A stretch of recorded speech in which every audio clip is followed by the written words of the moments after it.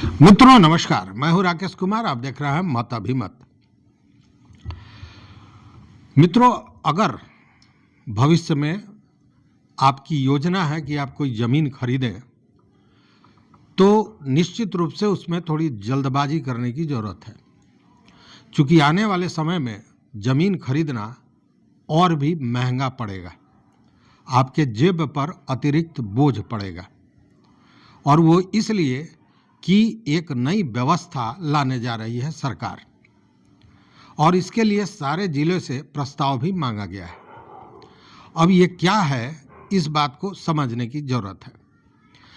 देखिए, जमीन खरीद बिक्री को लेकर लोगों में, खासकर खेती की ज़मीन को अगर की बात करें तो लोगों में एक भ्रम होता है कि खेती की ज़मीन की खरीद बिक्री में अगर कोई मुनाफा होता है तो उस पर टैक्स नहीं लगता है। खैर, ये सारी चीज़ें तो अलग की बात है, लेकिन जब ज़मीन खरीदिएगा या बेचिएगा तब की बात है। लेकिन अभी स्थिति यह है कि मैंने कहा कि सरकार नई व्यवस्था लाने जा रही है जिसमें ज़मीन खरीदना अब ज़्यादा महंगा होगा, आपके जेब पर ज़्यादा बोझ पड़ेगा। और उसका कारण यह है कि 8 वर्षों से जमीन के मूल्यों का, सरकारी मूल्य जो होता है उसका पुनरीक्षण, उसका बदलाव, उसमें सुधार नहीं हुआ था। मतलब एमबीआर में सुधार नहीं हुआ था। 8 वर्ष पूर्व एमबीआर में सुधार हुआ था, 1914 या 16 में संभवतः हुआ था। उसके बाद से कभी भी एमबीआर का पुनरीक्षण, उसमें सुधार नहीं किया गया है, उसके रेट में कोई परिवर्तन नहीं किया गया है, और उसी रेट पर ज़मीन की खरीद बिक्री हो रही थी। लेकिन अब सरकार एमबीआर का पुनरीक्षण करने जा रही है और इसके लिए सभी जिले से प्रस्ताव भी मांगा गया है। एमबीआर मतलब minimum value register.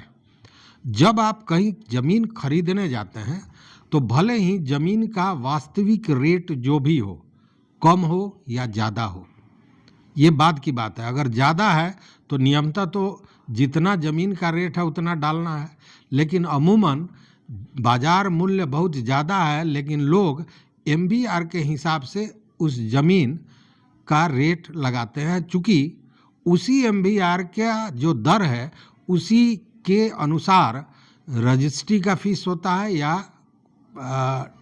Ticket fees होता है, कोर्ट फीस होता है, स्टैम्प फीस होता है।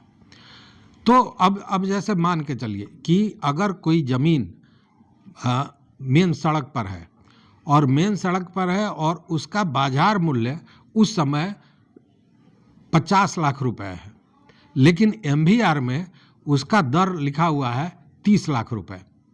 तो अमूमन किया क्या जाता है कि जो 50 लाख दर की ज़मीन खरीदी जा रही है, जो कागज़ बनाया जाता है उसमें वह 30 लाख ही अंकित किया जाता है, चूँकि एमबीआर में मैक्सिमम 30 लाख है, वही दर्ज किया जाता है। तो अब उस 30 लाख के अनुसार जो रेट है उसी के अनुसार उस व्यक्ति को रजिस्ट्री शुल्क भी देना पड़ता है और स्टैंप ड्यूटी भी देना पड़ता है।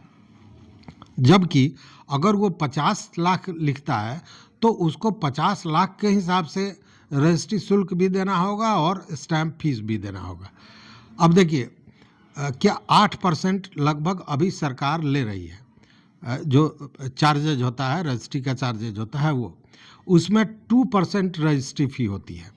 तो 2% रजिस्ट्री फ़ी अगर 50 लाख का है तो 10,000 रुपया रजिस्ट्री फ़ी हो गया, और अगर 30 लाख का है तो 6,000 रुपया रजिस्ट्री फ़ी हो गया।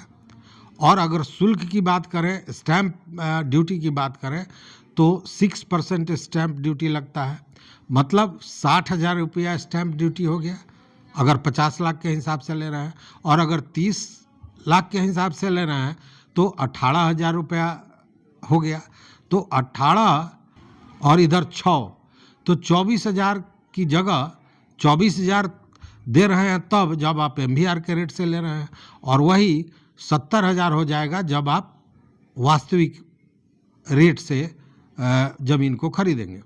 तो अमूमन लोग एमबीआर को लेकर ही चलते हैं, और एमबीआर मैक्सिमम यही देखा गया है, कहीं यदा कदा इस तरह का हो गया हो, लेकिन अमूमन एमबीआर बाजार मूल्य से कम ही होता है। तो इस 8 साल के बीच में जब पिछला पुनरीक्षण हुआ था एमबीआर का और आज के डेट में जमीन का रेट बहुत बढ़ गया है, बहुत तेजी से बढ़ा है, लेकिन एमबीआर तो वही रह गया है। तो निश्चित रूप से एक बहुत बड़ी राशि जो टैक्स में लिया जा सकता है रजिस्ट्री फी और स्टैंप शुल्क के तहत, उसमें सरकार को कहीं ना कहीं घाटा लग रहा है, या यूं कहे कि बाजार मूल्य के अनुसार उसे टैक्स नहीं मिल रहा है, और इसीलिए ये सारी प्रक्रिया अपनाई गई है। इसके लिए एमबीआर में पुनरीक्षण करने के लिए, सुधार लाने के लिए, ज़मीन के रेट में जो सरकारी रेट होता है उसमें सुधार के लिए सभी जिले से प्रस्ताव मांगा गया है। जब ये प्रस्ताव जाएगा, पहुंचेगा विभाग के पास, तो फिर विभाग इसको देखेगा, इसकी समीक्षा करेगा और उसके बाद ये एमबीआर का रेट तय होगा सारे जगहों पर। अब इसमें गलती या गड़बड़ी जो होता है वो जिले से के तहत से होता है। जैसे अगर आपको बता दें कि आज से 8 साल पहले जो पुनरीक्षण हुआ उसमें, अब एक छोटे से शहर मोतिहारी की बात लेते हैं, तो मोतिहारी में ऐसे कई जगह, ऐसे कई क्षेत्र थे जिसको छोड़ दिया गया उस पुनरीक्षण में। तो जब छोड़ दिया गया तो अंदाज कीजिए कि 8 साल पहले जब छोड़ दिया गया और उसके पहले जब हुआ होगा तभी का रेट चल रहा है। तो ये सारी चीज़ें होती है और इसमें ज़मीन माफियाओं का, भू माफियाओं का बड़ा हाथ होता है, जो कहीं ना कहीं जिला को प्रभावित करते हैं। जो यहाँ से प्रस्ताव जाता है उसको प्रभावित करते हैं। पिछली बार हम लोगों ने देखा है, इसलिए मैं ये बात कर रहा हूँ। अब देखने वाली बात है कि जिले से किस तरह प्रस्ताव जाता है और फिर कितना बढ़ोतरी होता है। लेकिन मान के चलिए कि जो पिछला एमबीआर है उसमें 25 से 50% तक बढ़ोतरी हो सकती है। मतलब कि आप पहले जो ज़मीन रजिस्ट्री करा रहे थे उसमें 25 से 50% तक शुल्क में बढ़ोतरी होना तय है, ये माना जा रहा है।